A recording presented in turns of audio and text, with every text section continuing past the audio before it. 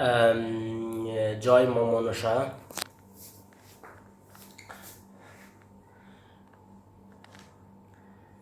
জয় মা মনসা, জয় মা পদ্মাবতী। আমি একজন আমাকে ভক্ত কমেন্ট করেছিলেন যে ওনার মায়ের খুব শরীর খারাপ, আর এইটা নিয়ে উনি আমাকে মেসেজ করেছিলেন।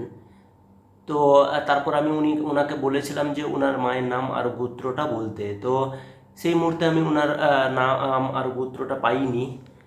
তো আমি ভিডিও পোস্ট করার পরে দেখলাম যে উনি পরে ওনার মায়ের নাম আর নাম এবং গোত্র সমস্ত কিছু দিয়েছেন।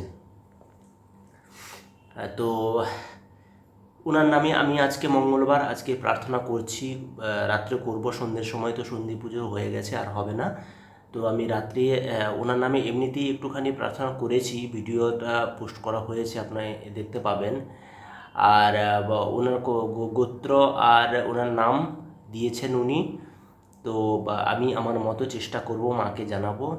তো আপনি নিশ্চিন্তে থাকবেন, চিন্তা করবেন না। আর ঘিয়ের প্রদীপের কথা বলছেন, স্নান করে যখন পুজো করবেন সকালবেলা, তখন ঘিয়ের প্রদীপ জ্বালাবেন একটা, সেটা যেন মাটির প্রদীপ হয়।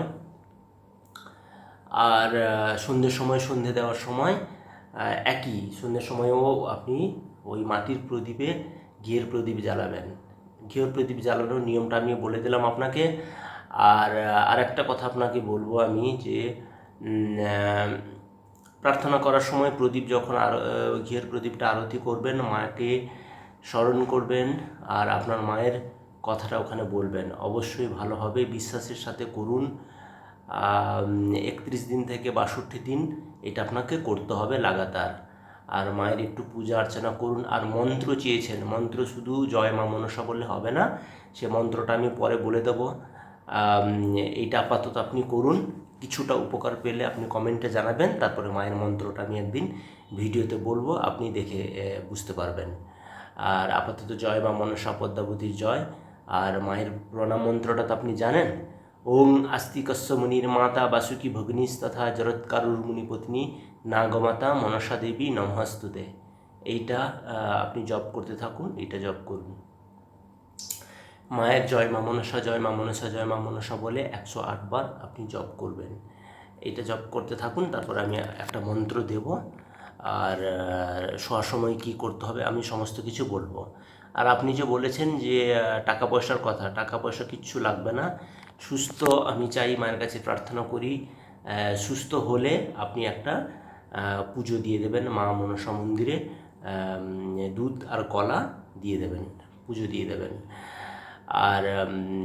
আর একটা কথা হচ্ছে যে সুস্থ হওয়ার পরে আপনি যদি উপকৃত হন, তাহলে আমাকে কমেন্ট করবেন, কমেন্টের মাধ্যমে আমাকে জানালে আমি মাকে ধন্যবাদ জানিয়ে দেবো। এইটুকু আমার চাওয়া। আমি টাকা পয়সা কারোর কাছে কিছু নিই না। আমার কাছে যারা আসেন বাড়িতে, অনেকে যারা আশেপাশে থাকেন, যারা আমার কাছে আসেন, ওনাদের কাছেও আমি টাকা পয়সা কিছু নিই না। তবে ওনাদের ভিডিও আমি করি না। ওনারা বলেন যে আমাদের ভিডিও করলে দাদা, আমি ওই সব আমার দরকার নেই, আমি ওইরকমভাবেই দেবো। আমি নিজে নিজে যে ভিডিওটা বানাই ওইটাই করতে থাকবো। কিন্তু আপনারা যারা আমার কাছে আসেন, ওদের আমি ভিডিও দিয়ে ভাইরাল করার কোনো ইচ্ছে নেই আমার। আর নিজের থেকে যারা আসবেন, নিজের থেকে যারা উপকৃত হবেন, সেইটাই আমার কাছে অনেক কথা, অনেক বড় ব্যাপার। তো ধন্যবাদ। আশা করি আপনি বুঝতে পেরেছেন কি করতে হবে, ঘিয়ের প্রদীপ আর কিভাবে জ্বালাবেন, কি বৃত্তান্ত বুঝতে পেরেছেন।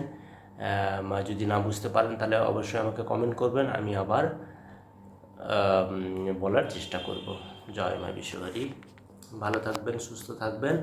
আশা করি মা মনসা আপনার মায়ের খুব শীঘ্রই সুস্থ করে তুলবেন, এটা আমার বিশ্বাস। আপনি বিশ্বাস রাখুন আর এইটাই করতে থাকুন। কাশ্যপ্য গোত্র বলেছেন, নামটা আমি নিলাম না, আপনার মায়ের নামটা আমি পেয়ে গেছি। আর কাশ্যপ্য গোত্র সেটাও আমি জানলাম। আমি একবার তো জব করেছিলাম, আবার আমি যা করার এখানে আমি করে দেবো। আপনার মা খুব সুস্থ হবেন খুব শীঘ্রই।